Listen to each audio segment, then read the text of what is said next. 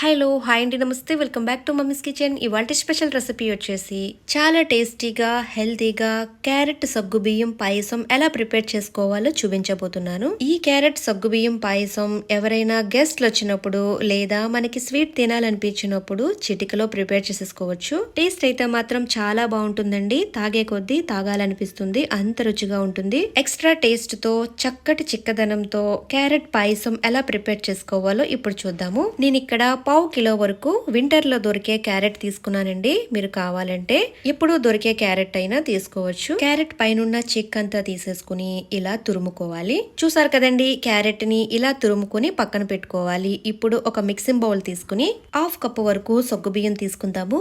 ఈ సగ్గు బియ్యాన్ని వాటర్ వేసుకుని నీట్ గా కడిగేసుకోవాలి. ఇలా సగ్గు బియ్యాన్ని నీట్ గా కడిగిన తర్వాత మళ్ళీ వాటర్ వేసుకుని ఒక గంట సేపు నానబెట్టుకోవాలి. ఇప్పుడు స్టవ్ వెలిగించుకుని ఒక గిన్నె తీసుకుని ఒక కప్పు వరకు బెల్లం వేసుకుందాము. బెల్లం వేసుకున్న తర్వాత కొద్దిగా వాటర్ వేసుకుందాము.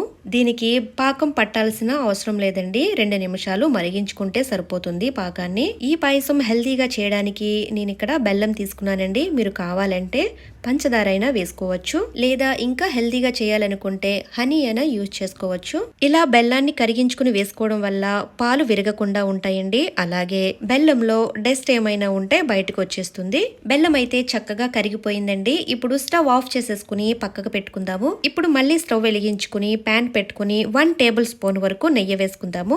నెయ్యి హీట్ ఎక్కిన తర్వాత జీడిపప్పు బాదం పప్పు వేసుకుని ఫ్రై చేసుకుందాము. మీకు ఇందులో ఇంకా డ్రై ఫ్రూట్స్ వేసుకోవాలనుకుంటే మీకు నచ్చిన డ్రై ఫ్రూట్స్ వేసుకోవచ్చు. జీడిపప్పు బాదం పప్పు చక్కగా వేగిపోయిందండి. ఇప్పుడు ఒక బౌల్లోకి తీసేసుకుందాము.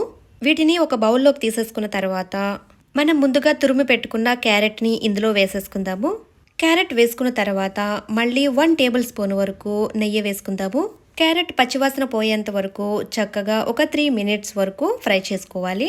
క్యారెట్ ఫ్రై చేసుకునేటప్పుడు స్టవ్ వచ్చేసి మీడియం ఫ్లేమ్ లో పెట్టుకుని క్యారెట్ ని ఫ్రై చేసుకోవాలి. చూసారు కదండి, క్యారెట్ అయితే చక్కగా ఫ్రై చేసేసుకున్నాము. ఇప్పుడు ఒక బౌల్లోకి తీసేసుకుని పక్కకు పెట్టుకుందాము. ఇప్పుడు పాయసం చేసుకోవడానికి ఒక గిన్నె తీసుకుని ఒక 3/4 లీటర్ వరకు పాలు తీసుకుందాము, చిక్కటివి. ఇప్పుడు ఇందులో మనం ముందుగా నానబెట్టుకున్న సగ్గు బియ్యాన్ని వేసేసుకోవాలి. సగ్గు బియ్యంలో వాటర్ లేకుండా సగ్గు బియ్యం మాత్రమే వేసుకోవాలి. ఇప్పుడు ఒకసారి మిక్స్ చేసుకుని పాలుని మరిగించుకోవాలి. పాలు మరిగించుకునేటప్పుడు గరిటెతో కలుపుకుంటూ మరిగించుకోవాలి. ఇందులో సగ్గుబియ్యం వేసాం కాబట్టి అడుగు అంటకుండా మిక్స్ చేస్తూనే ఉండాలి.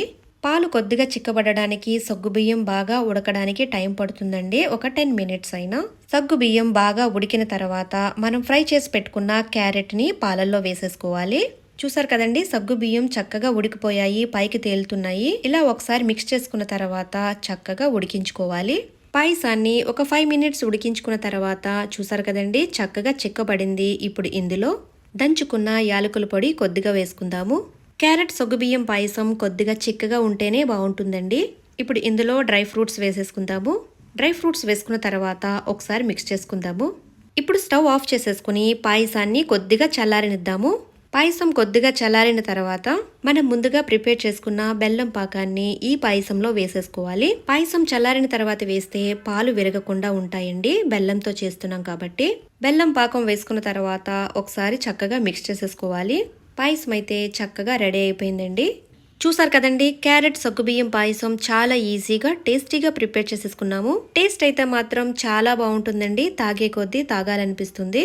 ఇక లేట్ చేయకుండా ఈ పాయసాన్ని మీరు కూడా తప్పకుండా ట్రై చేయండి. అలాగే రెసిపీ నచ్చితే కనుక లైక్ అండ్ షేర్ చేయండి, సబ్స్క్రైబ్ చేసుకోండి. మరిన్ని స్పెషల్ వీడియోస్ కోసం బెల్ ఐకాన్ ప్రెస్ చేయండి. Thank you for watching mummies kitchen Telugu.